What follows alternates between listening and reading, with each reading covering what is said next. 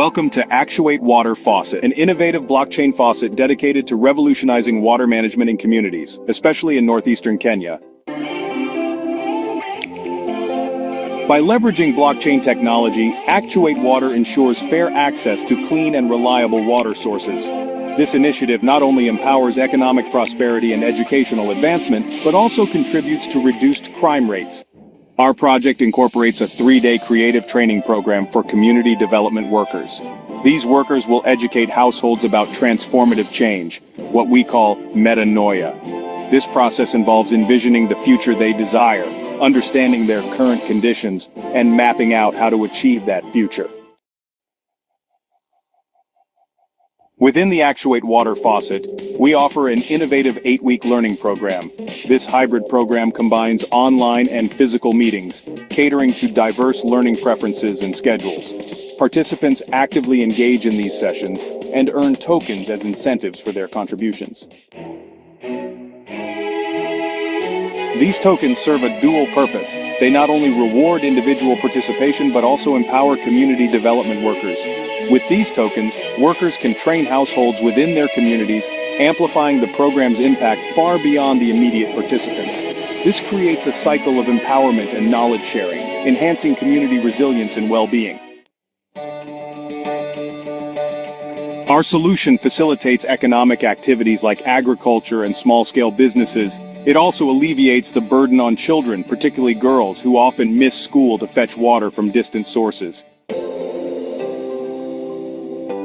Through Actuate Water's faucet, communities unlock their economic potential, promote sustainable growth, and foster a brighter future for all. Join us in transforming lives with Actuate Water. Together, we can build a sustainable and prosperous future.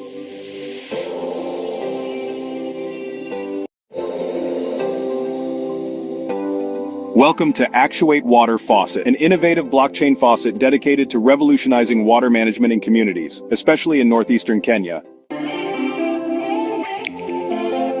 By leveraging blockchain technology, Actuate Water ensures fair access to clean and reliable water sources. This initiative not only empowers economic prosperity and educational advancement, but also contributes to reduced crime rates. Our project incorporates a 3-day creative training program for community development workers. These workers will educate households about transformative change, what we call metanoia. This process involves envisioning the future they desire, understanding their current conditions, and mapping out how to achieve that future. Within the Actuate Water Faucet, we offer an innovative 8-week learning program. This hybrid program combines online and physical meetings, catering to diverse learning preferences and schedules. Participants actively engage in these sessions and earn tokens as incentives for their contributions. These tokens serve a dual purpose. They not only reward individual participation but also empower community development workers. With these tokens, workers can train households within their communities, amplifying the program's impact far beyond the immediate participants. This creates a cycle of empowerment and knowledge sharing, enhancing community resilience and well-being. Our solution facilitates economic activities like agriculture and small-scale businesses. It also alleviates the burden on children, particularly girls, who often miss school to fetch water from distant sources. Through Actuate Water's faucet, communities unlock their economic potential, promote sustainable growth, and foster a brighter future for all. Join us in transforming lives with Actuate Water. Together, we can build a sustainable and prosperous future.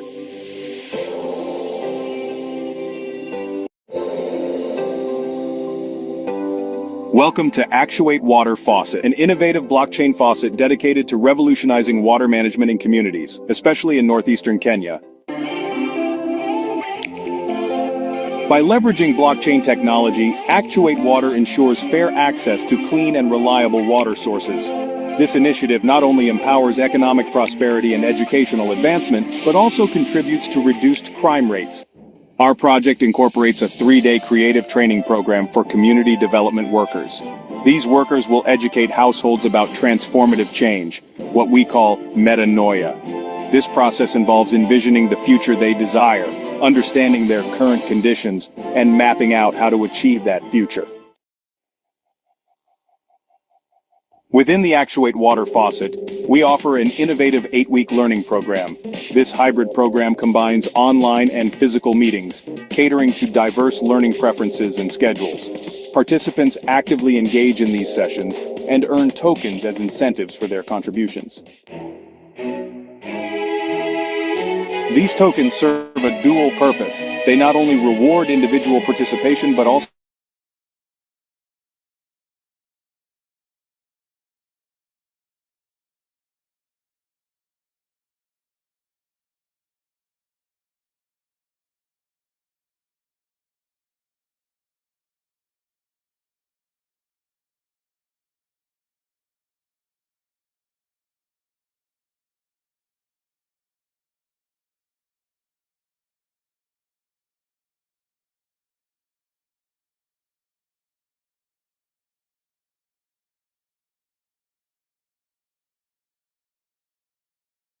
Oh, hey Frida.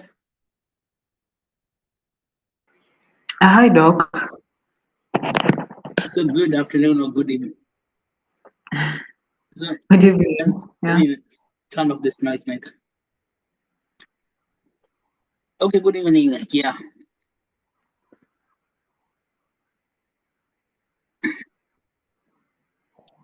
Okay. I can see Barbara has not yet joined. Oh wow, she hasn't joined. Okay. She's late for our own meeting. What is that?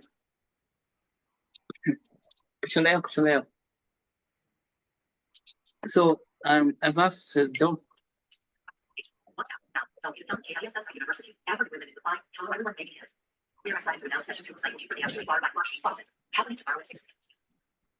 Okay, I have just forwarded you some emails from Dolphin. Did Dolphin forward to you an email? Yeah, I've gotten the letter. Not the letter, it's the email format, not the one by WhatsApp, but email. Oh. Let me check. Because she said she forwarded to me, but I'm not getting it. I think the email has got some more information.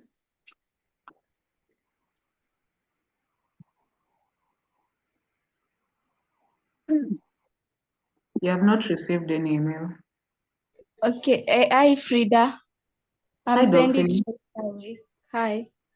Okay. Yeah. What did she say? Can you say that again, Dolphin?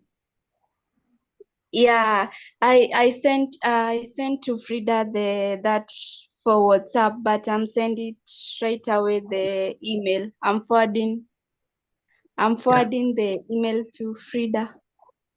I didn't receive it when you sent the Frida, copy me as well. I don't know where it's going.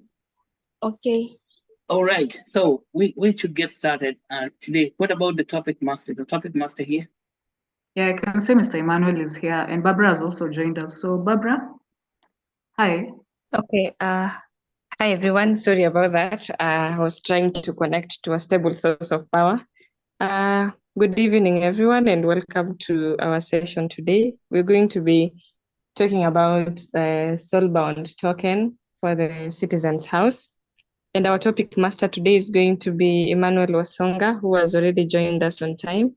Thank you very much, Emmanuel, for making it on time, and Daktari for making time for our sessions. So without further ado, I'm going to invite our topic master to take us through the topic. Emmanuel, you're welcome. Thank you, Barbara. I'm Emmanuel, and I'm going to take you today through the Nini. Today we are divining into an exciting development in the world of blockchain and decentralized identity. That is the soulbound tokens and how they can empower communities like Citizen House to establish trust, accountability, and new ways of collaborating within decentralized ecosystem. I'll begin with the definition of the soulbound token, for which is also known as the SBT. These are unique, non-transferable digital assets that are permanently bound into individual wallets or identity on the blockchain. Unlike traditional tokens or cryptocurrencies that you can trade, sell, or send to other SBTs are locked to the holder and cannot be transferred. Think of them as your digital reputation, representing achievements, credentials, and affiliations that stay with you for life. These tokens can store information about your work experience, education qualifications, certification, or community contribution. In a sense, the SBTs become a reflection of who you are in the digital world, acting as a permanent verifiable record for your identity and achievements. I'll narrow down to how the soul-bound tokens can transform Citizen House. Now let's talk about how this replies to Citizen House. Citizen House is all about community-driven decision-making, active participation, and building trust. SBTS can help achieve these goals in several powerful ways. Number one, they prove of participation and contribution, whereby in Citizen House, members are encouraged to actively participate in the discussion, voting, and initiatives. With the SBTS, every contribution can be digitally verified and recognized, whether it's attending meetings, volunteering in community projects, or leading new initiatives. These actions can be rewarded with soul-bound tokens that represent a citizen involvement and value of the community. Secondly, is the building a trusted reputation, whereby since the SBTs cannot be transferred or solid, they can act as immutable proof of trust. The more you contribute positively to the Citizen's House, the stronger your reputation becomes. And this can be showcased through the SBTS in your wallet. This can help the Citizen's House foster to a culture of transparency and accountability, as everyone can see the verified contribution of each member. Thirdly is the democratizing decision making, whereby imagine a scenario where voting power in a Citizen's House isn't just about wealth or holding tokens, but it is instead based on verified contributions. With the SBTS, decisions can be more meritocratic, where those who have contributed the most to the community have a greater say in how things are run.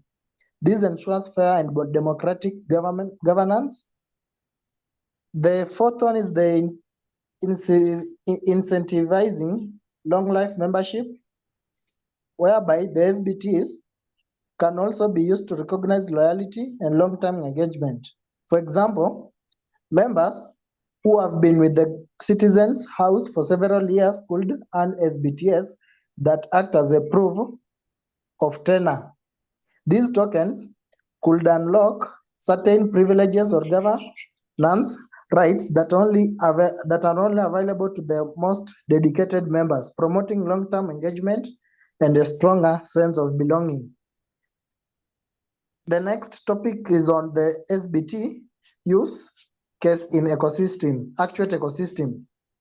The SBTs are also being explored with the broader Actuate ecosystem, where they are used to build verifiable credentials across sectors like healthcare, education, and finance. Let's explore some real-world use cases. Number one is the healthcare, in which having an SBT that verifies your medical qualification or patient care history, this could streamline process like licensing and hiring, providing a secure, tamper-proof record of individuals, healthcare enterprises, and trustworthiness. The second use case is education and skills, whereby the SBTs could serve as a permanent verifiable records of education qualification, certifications, and skill training. Citizens who complete training programs in healthcare, agriculture, or finance within Actuate ecosystem could be awarded SBTs that prove their expertise in those areas. The third one, and which is the last one, is the finance and credit, whereby the decentralized finance SBTs can represent a person's credit history or financial reputation. By accumulating non-transferable tokens based on chain behavior, individuals can build a trustworthy reputation that allows them to access decentralized lending or financial services with greater ease. The next topic is the benefits of the SBTs for Citizens House. The integration of soundbound tokens with the SBTs into Citizens House offers several compelling benefits. Benefit number one is the trust and transparency, whereby with SBTs, Citizens House can create a transparent environment where everyone contributions are visible and verifiable. This encourages accountability and discourages bad actors from manipulating the system. Secondly is the incentivized participation, whereby rewarding active participation with SBTs, we create initiatives for citizens to engage in meaningful ways. Members can accumulate tokens that reflect their contributions, strengthening their voice and influence in the community. The third benefit is the decentralized identity, whereby citizens can build their own decentralized identity through SBTs, gaining recognition across the broader Actuate ecosystem. This opens up opportunities for collaboration and access to services that extend beyond Citizens House.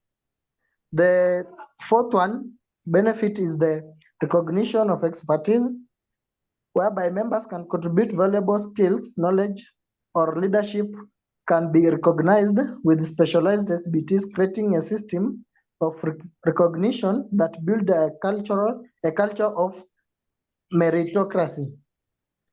I'll go down to the challenges and the futures of the SBTs. And of course, there are challenges to consider. Since SBTs are non-transferable, there are ways to sell or trade them, which could be limitation of people seeking financial initiatives. Additionally, the data stored on these tokens is permanent, so privacy concerns must be addressed to ensure sensitive information is protected.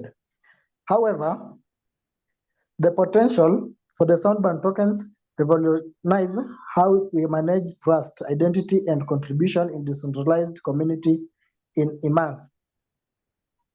As we continue to explore these possibilities, the Citizens House could be at the forefront, leveraging SBTs to create a more engaged, accountable, and empowered community. In conclusion, the soundbound tokens represent the future of the decentralized identity and community trust. By incorporating SBTs, Citizen House can foster a stronger sense of accountability, initiative, meaning participation, and empower every citizen with the verifiable digital reputation. Let's continue exploring how we can leverage these innovative tools to build a more transparent and trustworthy community, both within the Citizens House and across the border Actuate ecosystem. Thank you for your time, and I look forward to diving deeper into future of the decentralized identity and governance with all of you. Thanks for listening. Back to you, Barbara. Okay, thank you very much, Emmanuel, for that presentation. And I'm going to invite our CEO, Dr. Macharia, to give a few remarks about the same topic. Welcome, Dr. Thank you, Barbara. Amazing work, Emmanuel Songa. Decentralized proof of trust. Can you believe it? It's here with us, unless people do not know that. Immutable proof of trust. Decentralized identity. Think about what that means. Yeah, take 1 minute or 2, or even 3. this decentralized trust is what has been missing all along. Because, as Emmanuel has told us, the SBT, the soul-bound token, was called soul-bound token because it has equivalent properties or characteristics to your fingerprints, or let's say your DNA, because it is from your DNA that your fingerprint is made. So your fingerprint is not similar to any other. You have a fingerprint that is unique to you, that is similar to no other. It stays with you no matter where you go, whether you live in Nyeri, in Kapeguria, or in Nairobi, or in Dar es Salaam, or even if you live in Berlin, or even where Ruto is taking a lot of people, 250,000 people in Germany, they transport their fingerprint with them. Okay? That's what's called identity. That's why on our identity card issued by the national governments, they use your fingerprints. And these fingerprints come from your DNA. So the fingerprints are also similar to your iris. You see, that's why, Sam Altman of OpenAI has created that WorldCoin, which scans your iris. But the iris scanning is invasive. That somebody has to take a picture of your iris, that's your eyeball, with your open eye. Now, what about the people who have their eyeballs removed through some surgical experiences of violence? Then they are not identifiable. But now we have the soul-bound token, which is removed from your body. It's not your body like fingerprints or iris, but it is on the blockchain. You see? So the way your DNA points to your identity or to your fingerprint, the soul-bound token also points to your identity. It's like your fingerprint, your digital fingerprint.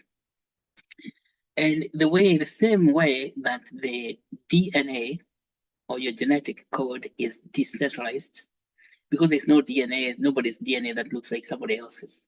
They're all different. The same way it is decentralized, the decentralized soul-bound tokens are also decentralized on the blockchain. Okay, that's what you want to understand. And the way you cannot change your fingerprints, like to say take a shower and shower off the fingerprints. No, you can't do that. Maybe you can burn your fingers, but then the fingerprints will disappear. If you are cooking and you touch hot plates. But fingerprints, even if the fingerprints disappear, your DNA does not disappear. Similarly, even if your fingerprints burns, your soul-bound token is going to stay the same. So the key word that Emmanuel has told us is stay. It stays with you. It stays the same. It doesn't change. It stays with you. You want to understand that. And so the soul-bound token is a very, very powerful token. And why we have not started issuing that soul-bound token yet is because everyone, first of all, has to appreciate its power. Only when people have appreciated the power, we have sufficient and, feeling that people have understood it, they have gained the comprehension of the soul-bound token and its power, then we shall start rolling it out sometimes next year in 2025, after the summit. But the soul-bound token gives you so much power because it's a token that holds your identity, and that identity becomes immutable, and you can pack all your information there. You see, right now, we have the ID, the national ID. Say the national ID. In your national ID you don't pack any information inside. Like, you are saying that in the soul-bound, because a digital identity, in the future, you're going to be packing information like your birth certificate. You're going to be able to, it's going to be acting as your birth certificate because it can carry all that information. It's going to carry your health records, your immunization records, everything. It's going to carry your credentials when you go to school. whatever you earn and all the points that you earn. So they are all going to be housed in a soulbound token. It's going to carry your and this soulbound token is accessible only to you. So and it's untransferable, that you cannot transfer it. It's not like the way now you can send Actuate token from one wallet to the other. So it remains with you and it stays with you and it's not transferable. And the soulbound token, because it's on the blockchain, is going to foster what's called identity theft. A lot of people lose their identity so that people can misuse their credentials. If you can find somebody stealing your credentials, pretending, if you're trained as a neurosurgeon, somebody can go to another place and say, he is you, impose take your credentials and pretend you is the one. And because if on your university graduation certificates, there is no fingerprint, anyone can impose. And also in financial credits, you have a financial credit system which use credit scores. There's a lot of people trying to steal your credit history so that they can go and borrow money against your name. But with the soulbound token, that is going to be very difficult. Of course, not impossible. It would require someone who is super clever to hack into it, like hack into the blockchain. So we are talking about the new generation identity card. And this new generation identity card will serve as your passport to everything. But at the very basic level, before going to all those sophisticated applications, your identity holding your credentials and everything, at the very basic level, soulbound token gives you the power to vote for projects that are within the Actuate Nation. As a citizen of Actuate Nation. That's all. And as we have spoken many times in this in our Learn to Earn session, that over the course of the years, over projects upon projects are going to be coming up. For example, we have water project proposal to implement certain water projects in certain location. All the citizens of Actuate Nation should be aware of that project proposal, and they should participate in funding it, using what you call either retroactive public good funding or using the quadratic funding. So quadratic funding mechanism or retroactive public good funding. So when we have a project proposal and the project is actually approved, the approval process, first of all, it's actually submitted. The project is submitted. It should be submitted through actuate.bio website. Then people can read the project documents. And when they read the project documents, they will vote whether to approve or not. So that voting mechanism, they don't vote with the actual tokens, but they vote with the soulbound tokens. See? Because soulbound token is only one token per person. There's no two souls. There's no two fingerprints. There's only one identity. So the soulbound token is unique and specific to the individual. And that gives every individual equal voting rights. That's what's called equity. And it means that the projects that will be voted in by the people are those projects that merit to be voted in because they meet the needs of the people in general. It's not the votes, it's not a project that meets the need of a few guys at the top. It's a project that's going to be meeting the needs of the people in general, as we have discussed in the quadratic funding and retroactive public good funding. So I hope you understood all that, the basis of retroactive public good funding. It is about community participation of everyone in the community. So you could say now the technology for participation is a soulbound token. And members of the community can tell which projects have got merit for them because these are projects that meet their needs. or which projects do not have any merit at all. So that process of voting is known as meritocracy. Meritocracy. So it's a meritocratic voting system. And because voting is a concept of democracy, we call it meritocratic democracy. Right now, the democracy we have in our nations are not meritocratic because we vote a few guys out there who are not the members of parliament, or we get people called senators, and then they are called representatives, and then we assume that they represent the interest of everyone else. That's a big lie. They represent their own interests, as you have seen, even during the finance bill, that those people, very few people out of millions of people, they vote for their own self-interest, for their own pocket. So the rest of the people in the nation are not able to vote for things that matter to them. That democracy is plutocratic. It's not it's not meritocratic, it's plutocratic. It means the one who has the most power, political power, is the one who has the power to vote to pass the project. Now, if they had soul-bound tokens, we would never come into problems like what we face with the parliamentary systems, where you have only a few people, members of parliament, pretending that they are voting on behalf of you, the citizens. It's a pretense because it's impossible to remove the human condition out of the equation. The self-interest. Human condition is self-interest. People are so interested in themselves, they don't remember their own citizens. They don't remember their own constituents.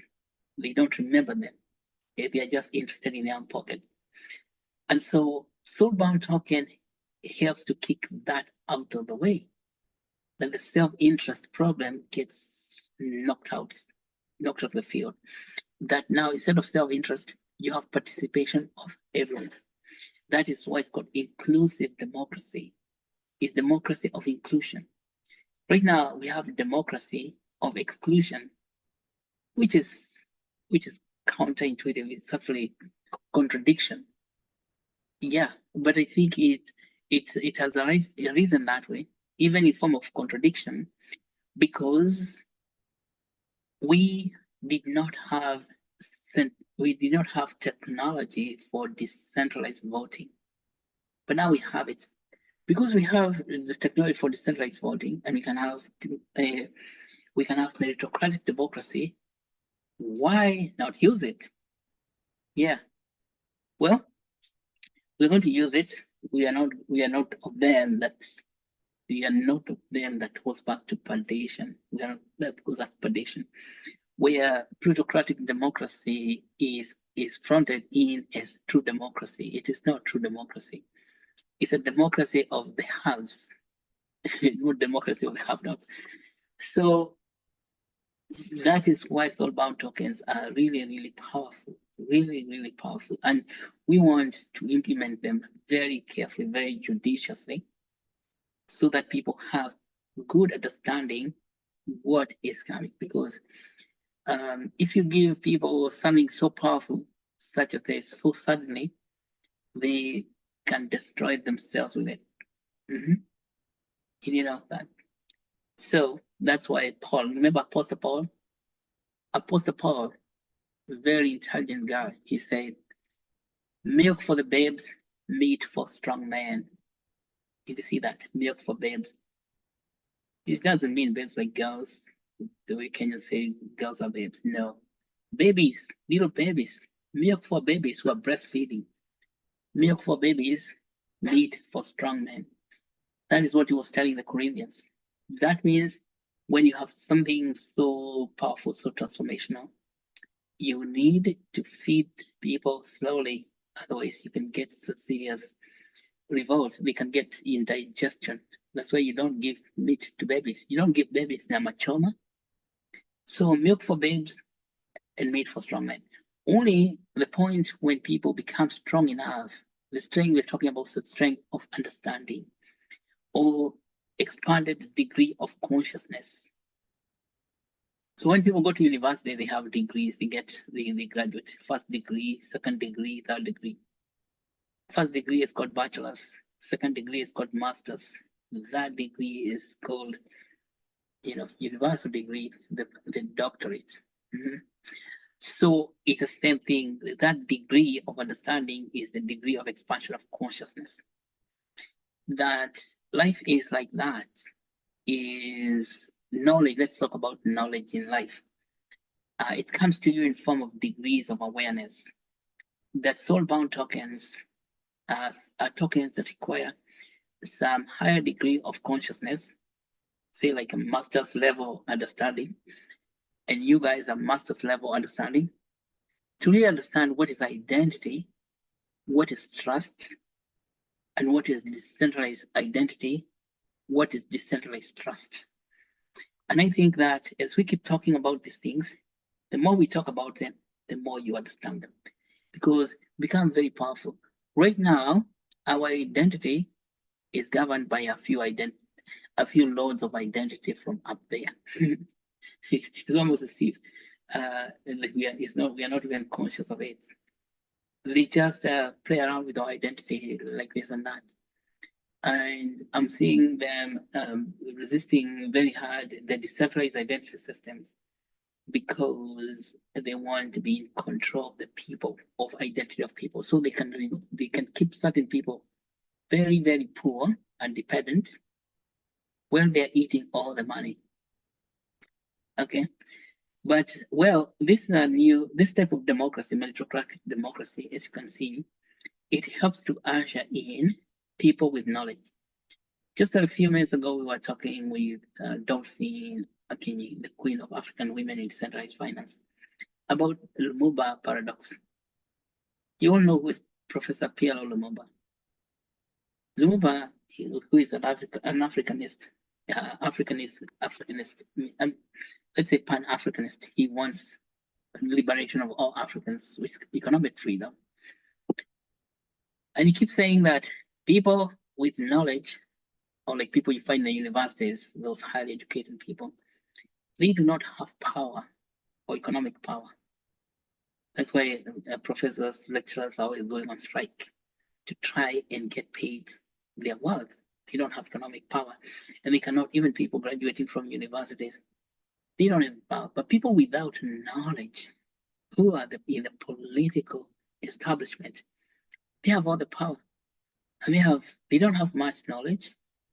And you can see how come they're in charge of so much money, but people with knowledge are not in charge of the money and the economic, because the economy is not meritocratic. People with knowledge merit to have, great power, so that they can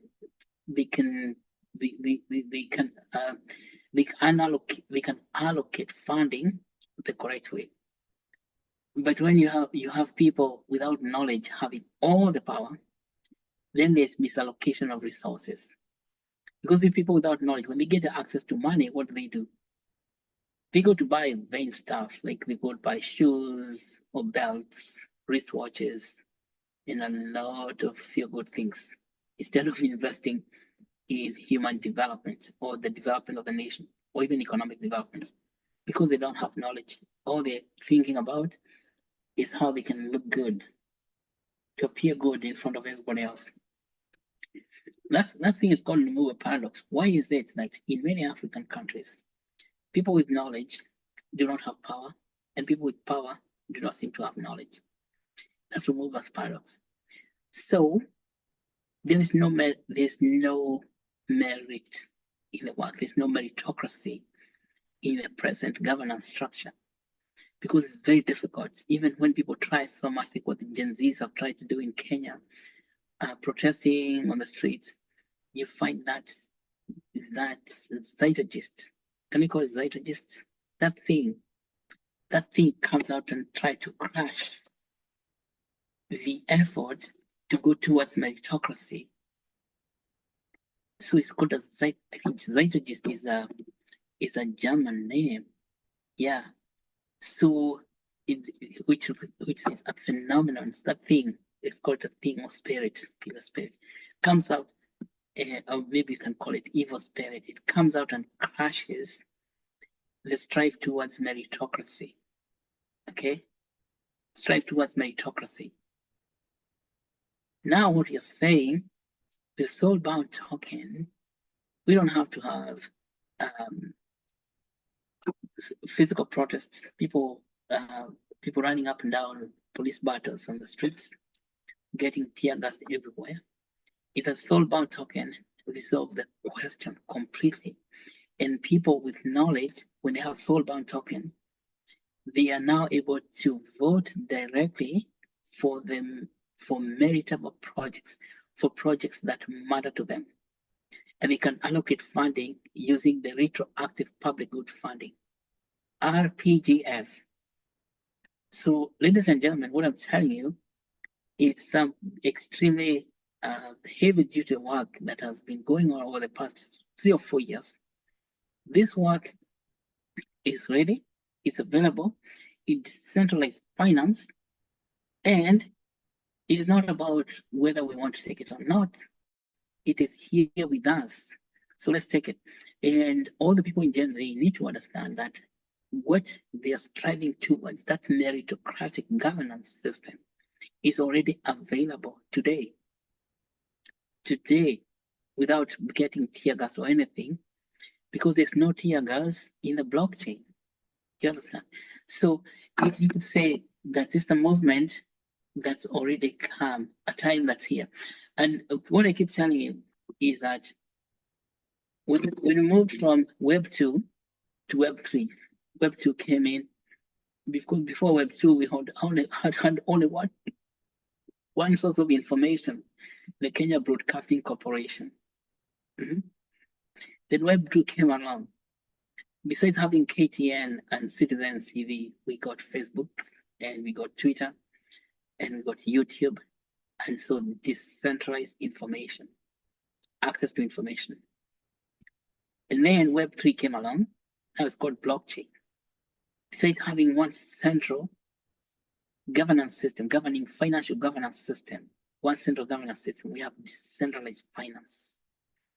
And now you could say Web 3 improved the soul-bound token, like Web 3.1, which is now having soul-bound tokens, helps us now to vote for allocation of resources within our ecosystem.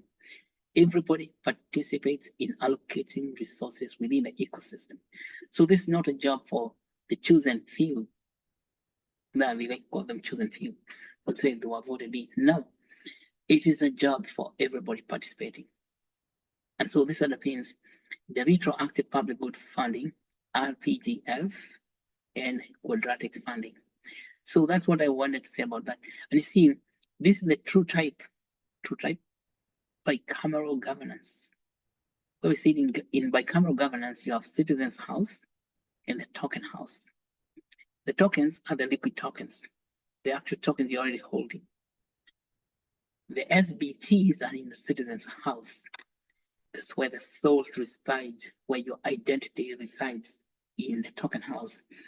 And so that's what I would like to clarify about that. Of course, we're going to have very profound discussion about this in a continual basis until the babes have become the strong men and women who can chew the meat.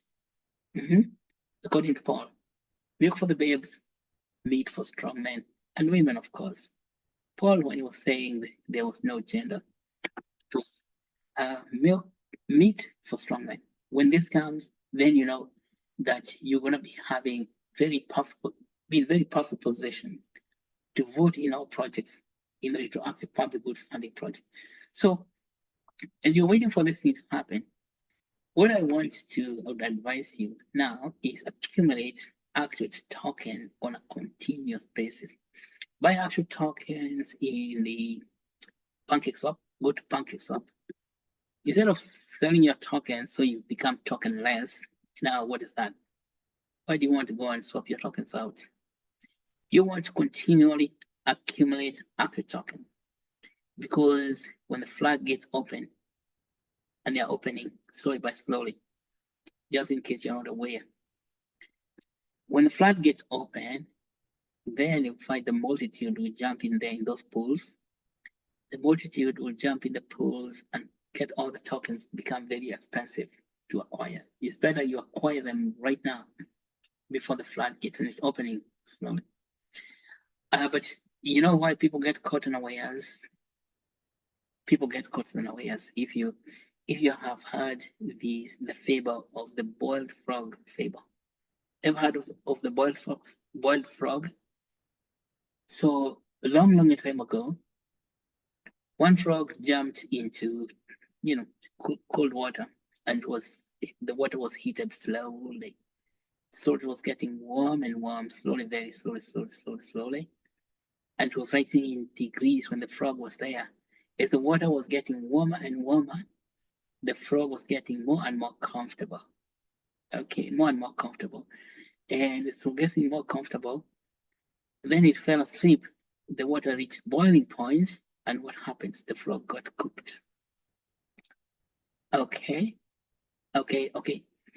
So somebody else boiled water and then tried to throw a frog into that boiling water when it's actually boiling very hot. And what did the frog do? It jumped out so quickly. It jumped out of the boiling hot water because the water was so hot. So what's the phenomenon here in question? Is that when you're in a phenomenon that's happening slowly by slowly, like what we are doing now in the Learn to Earn session, you could get into a situation, you become like the frog that got boiled because it was heating so slowly, you could not detect the increase in temperature because it is coming in so slowly by slowly. Then by the time you look back, you find all the tokens in the liquidity pools have become very expensive and you're not able to participate. So how do you overcome that? Now for the frog itself, it doesn't have what you call a thermostat. You know a thermostat? Thermostat is a feedback mechanism that tells you, well, it's getting hot in here, people, let's get out. Let's jump out of this, we might get cooked. No, the frog does not have it's not able to sense the environmental temperature changing, the temperature changing from external milieu. We talked about this external milieu, the external environment. The frog cannot detect it. And if it's not detecting, the temperature remains the same. Because I think a frog is what is poikilothermic. What does poikilothermic mean? Cold-blooded. Yeah? That changes the temperature depending on the temperature. It changes the temperature, its own body temperature. It just adjusts itself and just gets comfortable and comfortable. It gets frogged, gets cooked, gets boiled. So you do not want to be poikilothermic, all right? You don't want to be poikilothermic. Like wait for yourself to get cooked as the temperature is changing. In the Actuate nation, you are not detecting it because you cannot perceive it.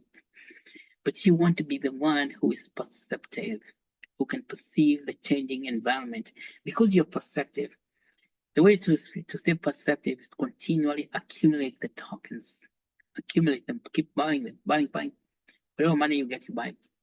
Because when the floodgates open, or when it reaches the boiling point, then you see a lot of people coming in suddenly and say, where did they come from?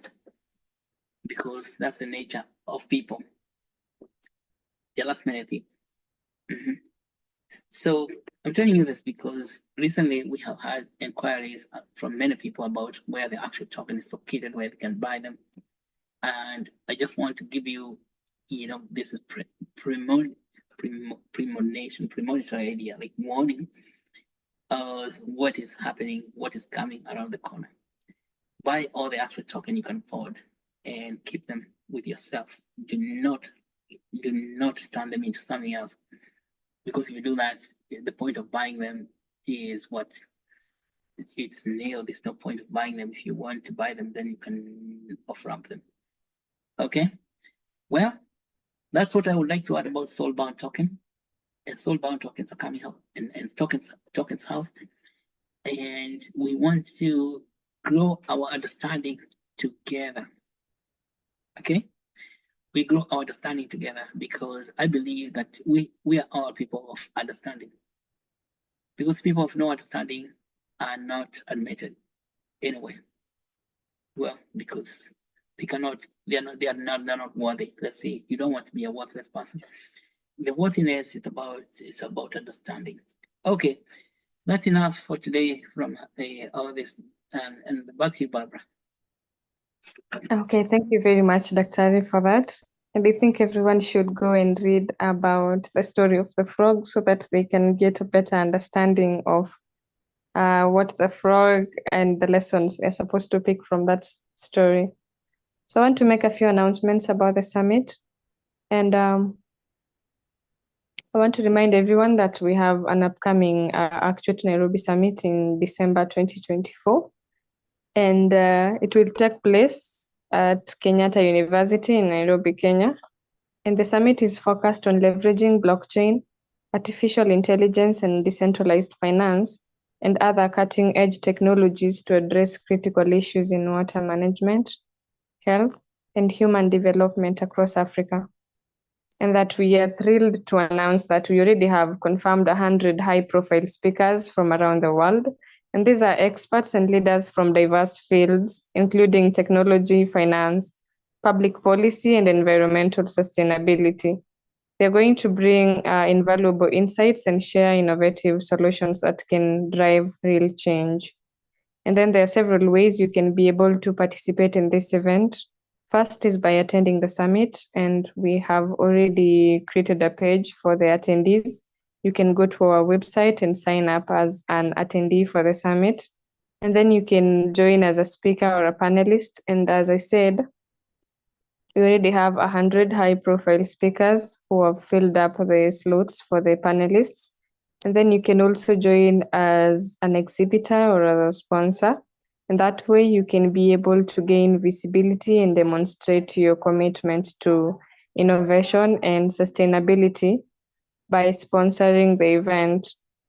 And we offer a range of sponsorship packages, and you can just go with that can be able to suit your needs.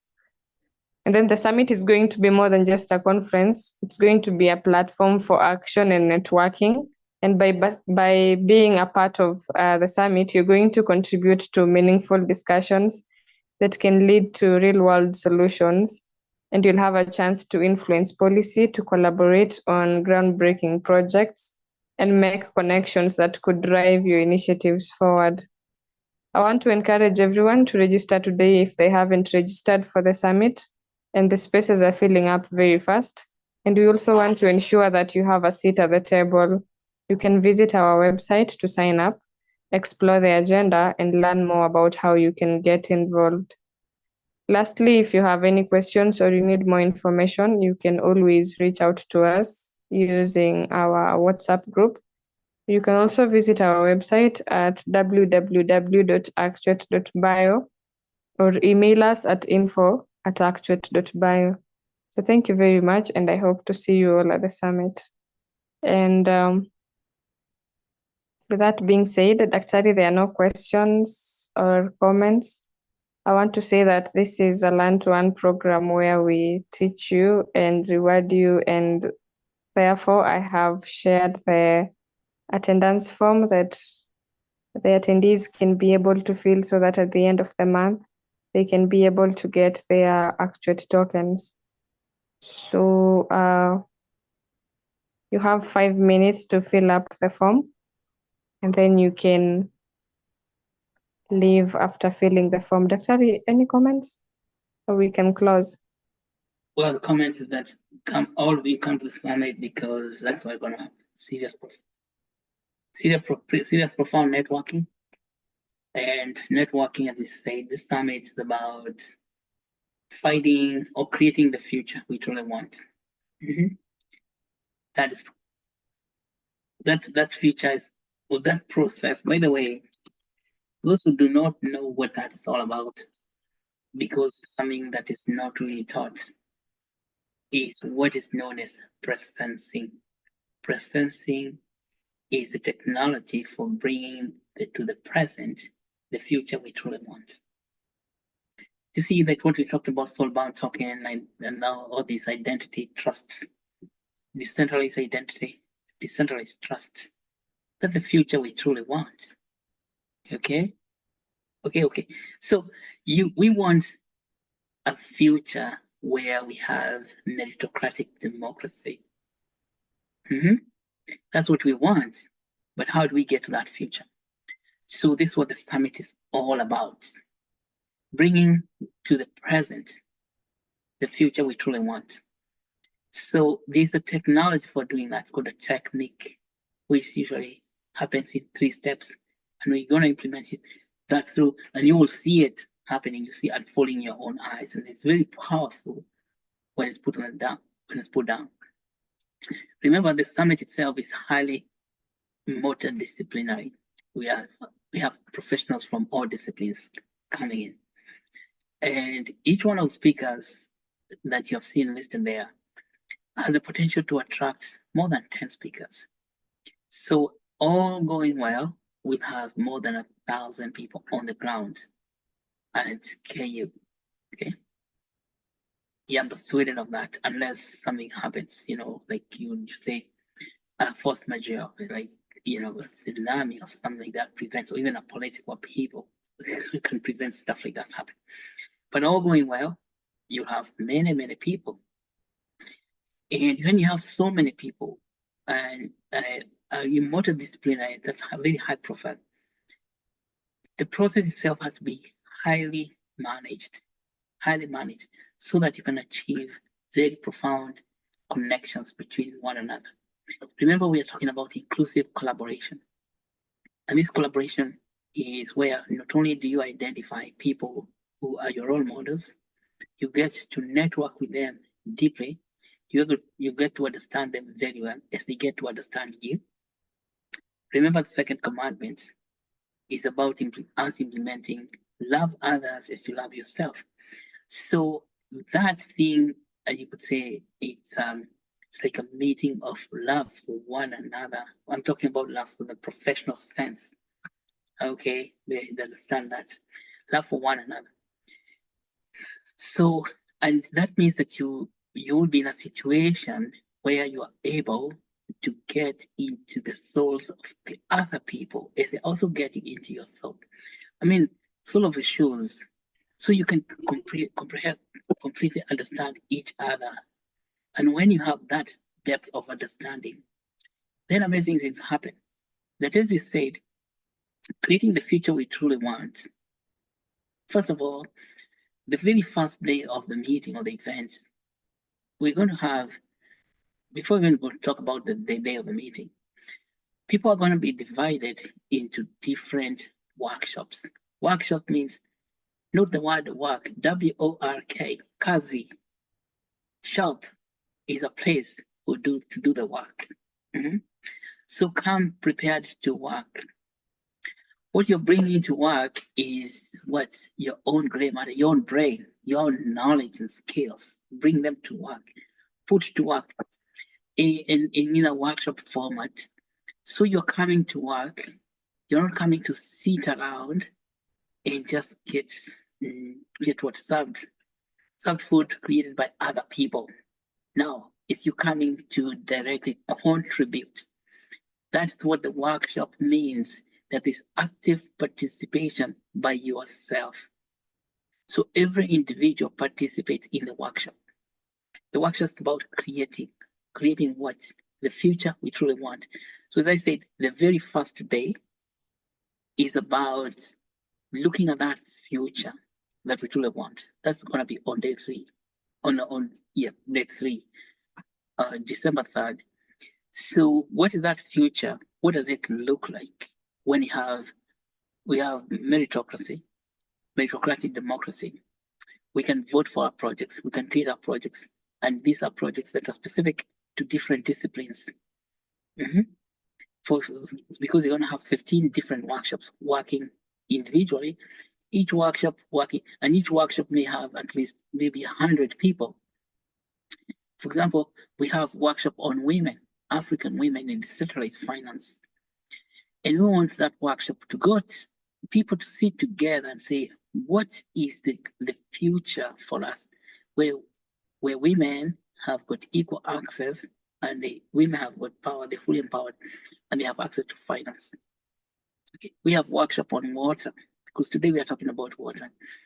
We're saying, what does the future look like when everybody has got access to sufficient water? I'm talking about sufficient water, not just for cleaning and cooking, but even water for irrigation, for their own food and for their cows and animals. What does that future look like? Because that future is possible. Okay, that future is possible. So that is the first day of the summit, in the workshops. And people are going to say, when are all the speakers going to speak? So the speakers, we shall distribute them into different workshops. So speakers, if you're going to be speaking, your speech that you give helps to anchor the conversations in the workshop. Because people cannot spend the whole time talking. They need somebody to present something. So we shall have keynote speeches within the workshops. And then people talk about the future. The second day, they talk about the problems that we are facing today. Why is it that we don't have sufficient water for the people? Why does it appear like we have scarcity of water? As we say on a continuous basis here, the scarcity of water is not real, it's an appearance. Okay, it appears as if there's scarcity of water. What is scarce is the imagination of how to create abundance of water. But then we cannot get out of there unless we recognize that we are in scarcity and say, what is this thing that holds us back? What are these things that prevents us to get abundance? What is holding us into perdition? What is that? And once we have identified that's that process of identifying things that are holding you back is known as catharsis. Catharsis is the other word for, I don't know how they say it in English, other ones. It's detoxification. When you are cleansed, it's called cleansing. You cleanse your consciousness.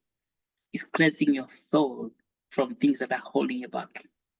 Because I can tell you, without doubt, that there's abundance of water everywhere, whether water is up in the skies, comes in form of rain, whether water is on the ground, is running on the ground like in rivers, whether water is underground, that water is sufficient for all of us in abundance. But we don't, from time to time, you hear people saying there is scarcity of water. And it's politics. That is because what is scarce is imagining how we can get abundance of water. So the second day is when we are looking at that thing and we need to kick it so hard. Out of here, you kick it with your strongest foot. If you're right-footed, kick it to your right foot so it gets out. Tell it, get out of here, okay? Go away. We don't want you. Why are you holding us back? And then the third day, you go to creating the process for getting to the roadmap itself. Create the roadmap for getting to the future we truly want. But remember, if you don't kick the whole thing out, what's holding you back, you can never go to the future. There are people who are left on the ground and they're going to be held there by their own lack of imagination. But what can you do? It's not because of who we didn't do in the summit.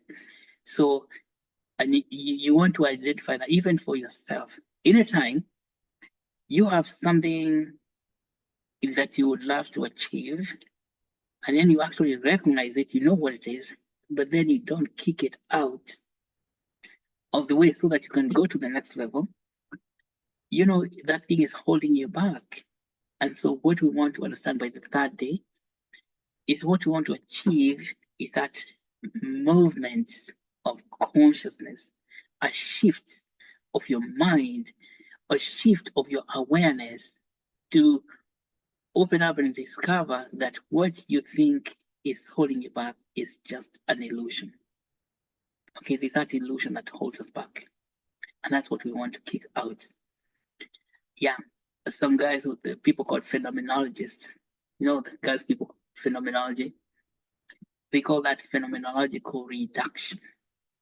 Phenomenological reduction. So unless you go to that situation of phenomenological reduction, so that once you reduce it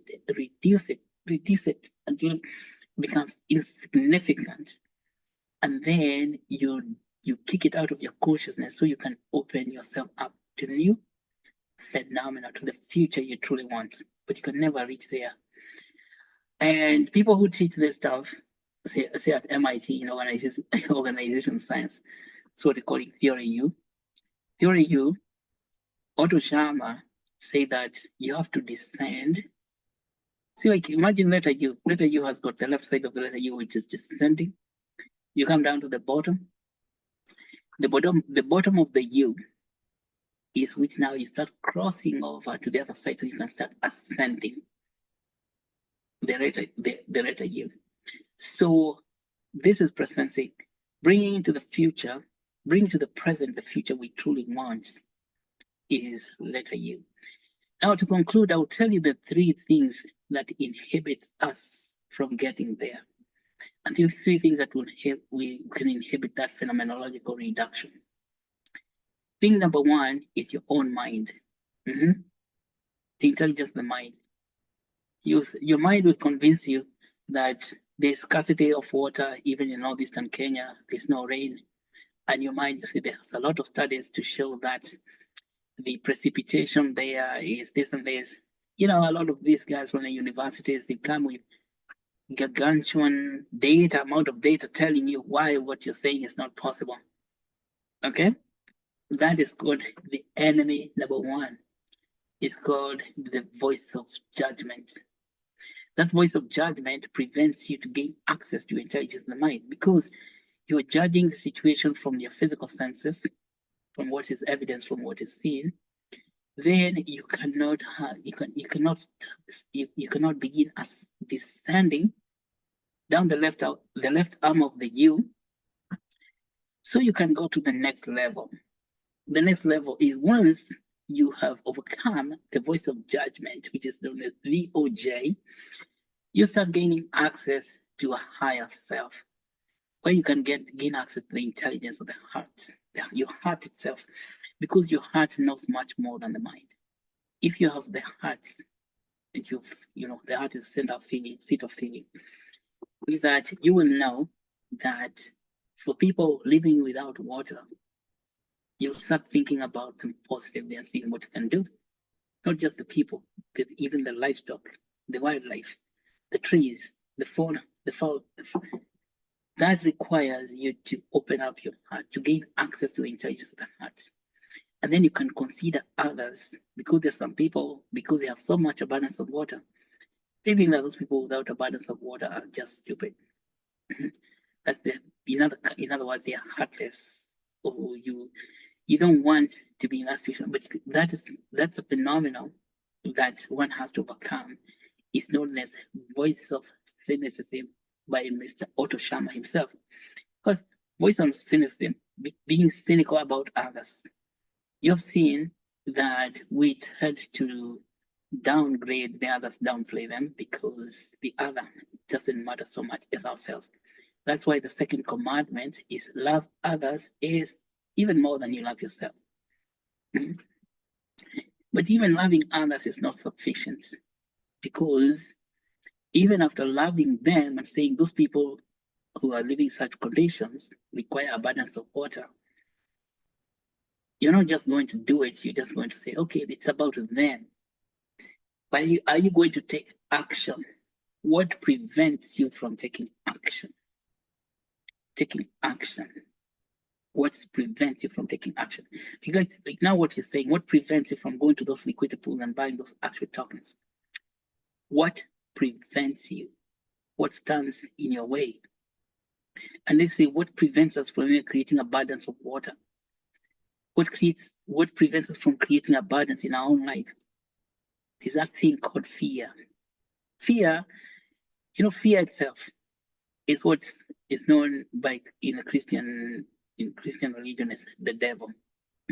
The devil is the king of fear. The devil is not somebody who lives outside there. The fear, being afraid. What are you afraid of?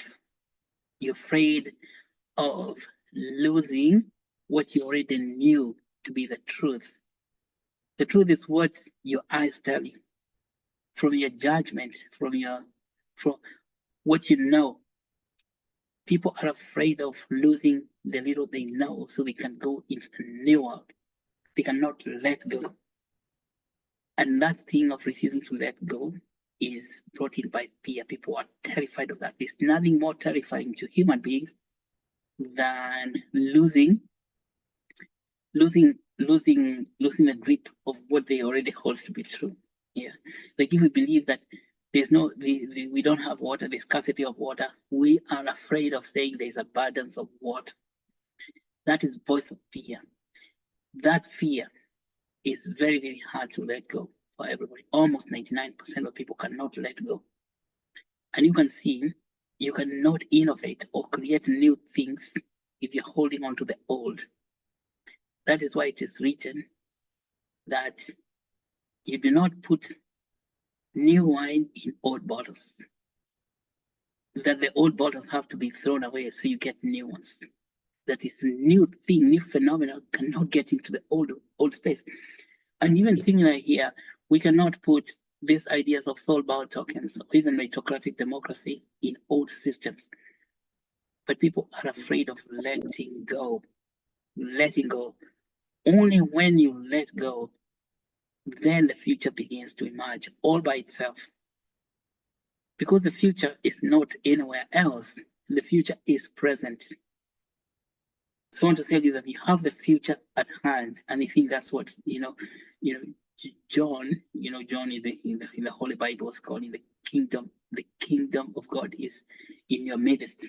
It's in your midst. You cannot get there in that kingdom unless you let go of the fear that is holding you back. You cannot get there, no matter what you do.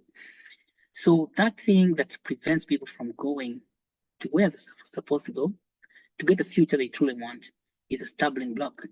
So, as you know, the Lord laid the stumbling block in Zion that makes people stumble. That's it. And that stumbling block is so powerful that it can hold us back. And that's what we want to identify on the second day. What is this thing that prevents us? What is it? What are we afraid of so much? That if we let go, we think that the sky is going to fall upon us. And then you find that's just an illusion. It's not real. The sky is not going to fall.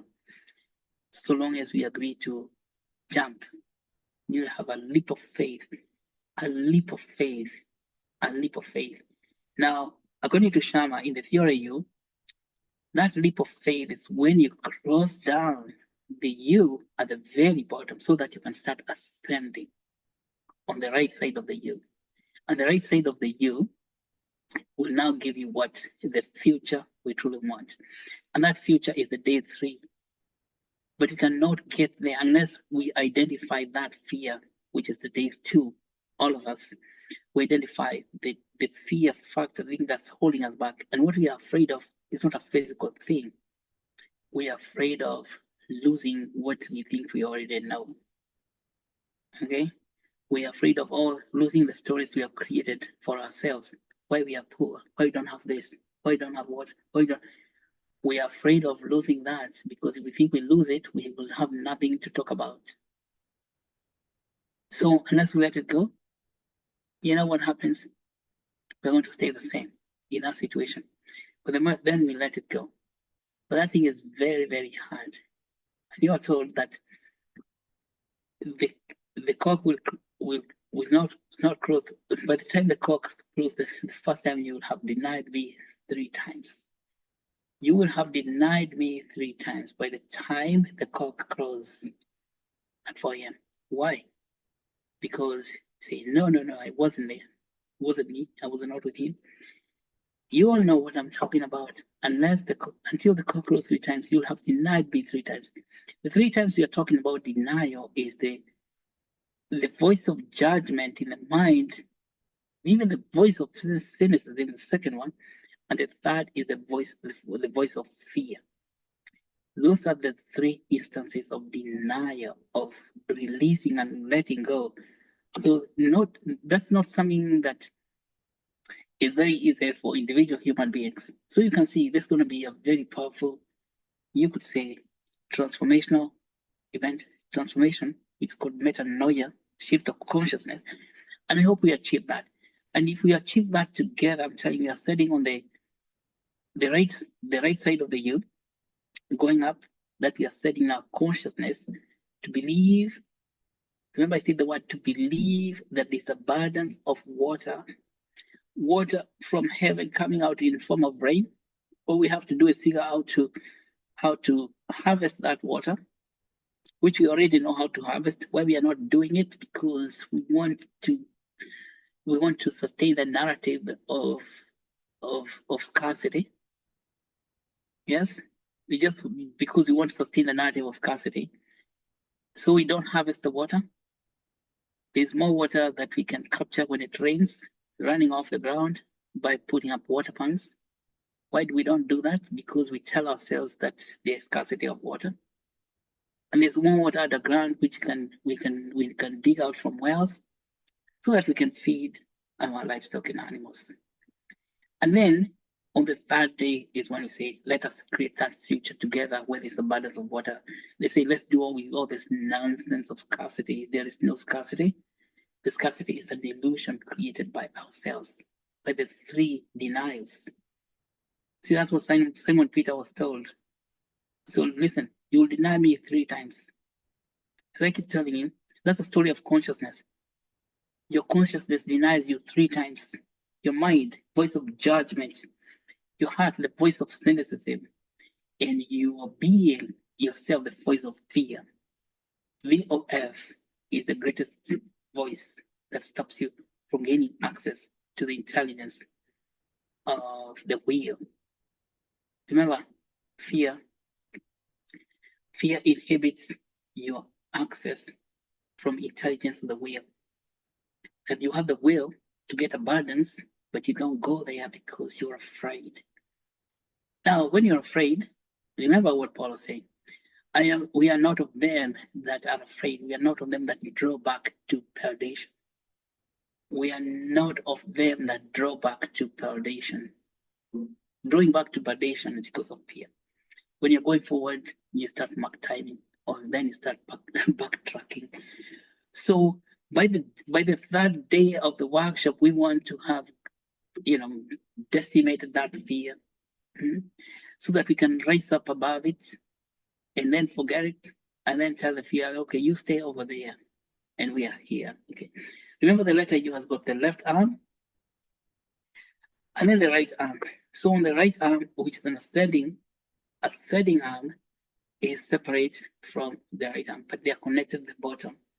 That bottom of the U is very hard. That's day 2. The day 2. All right. So you can see this is going to be a very, very profound event. And we want to make sure that we go through this process, whether people are talking about biomedicine, whether it's talking about neurology or neuroscience, they are talking about mental health, psychiatry, all that stuff. Besides water, even STEM, all these processes require very serious fundamental movement of consciousness, which we are going to explore in every workshop like that. Why aren't we manufacturing our own biomedical devices? Because of the same thing. Who told us we cannot make it except our own mind? We deny us. We deny our ability to do that 3 times. Even by the time the cock crows, we are still denying. So we are going to say no to denial. And then you say, let your will be done. So that's how you get access to the intelligence of the will, by saying, let your will we die. So for that thing to happen, I just want to emphasize this many times so you understand how the story is, that's the phenomenon manifest, is that something has to die in order for something new to be born. Okay? Okay? Okay. Something has to die in order for something else to be born. A seed has to die in order to bear fruit. Because if a seed doesn't die, is it going to germinate and then grow into a fruit tree and start bearing lots of oranges? No, that process is universal. That process is universal. The seeds have to die in order for them. So it's the same process in the workshop, that the seed will die in order to bear fruit. So the seed is packed with the hope for the future, a future tree that's going to produce lots of oranges.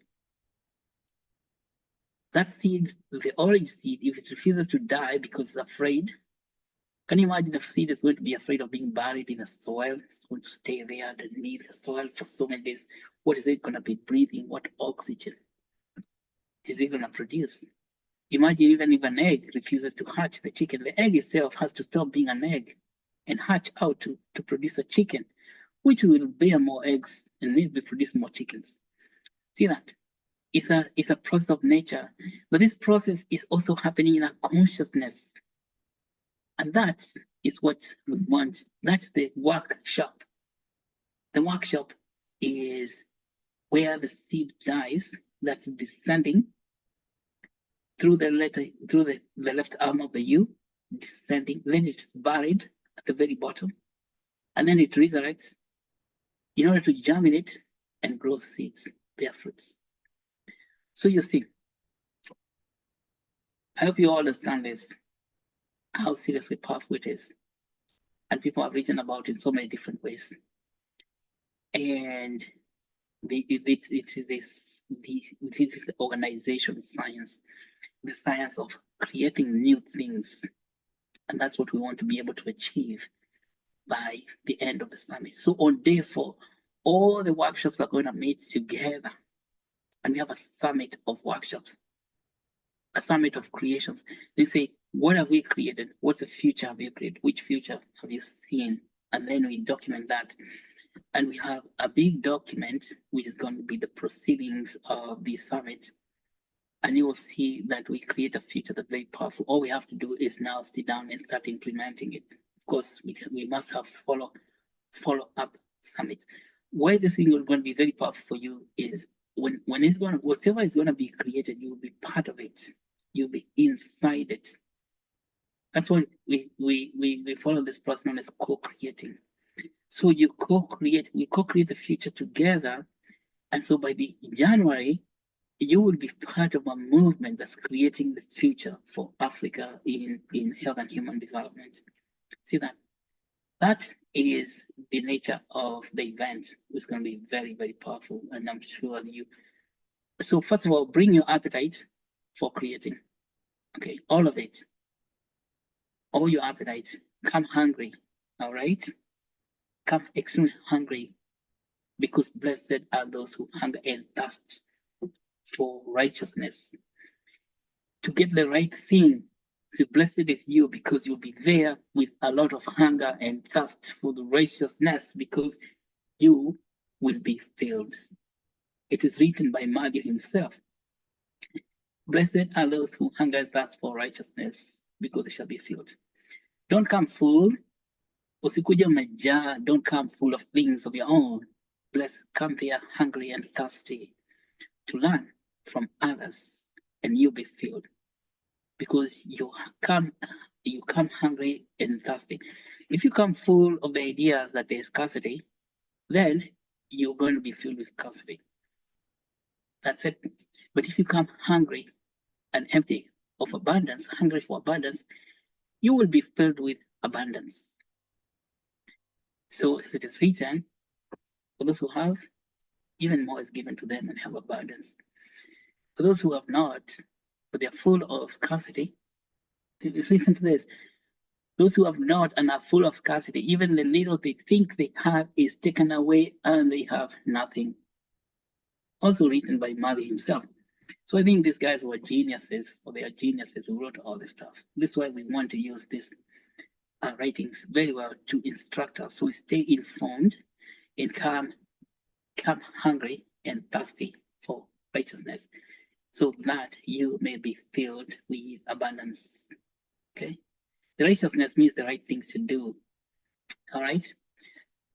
Well, thank you so much, ladies and gentlemen. I think people have completed their forms, and we can meet again later today, and then keep working very hard and prepare yourself for a big to do in December. To do means work in a shop, workshop.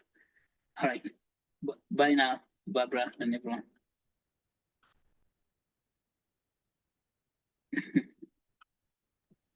Okay, thank you very much, Doc, for that.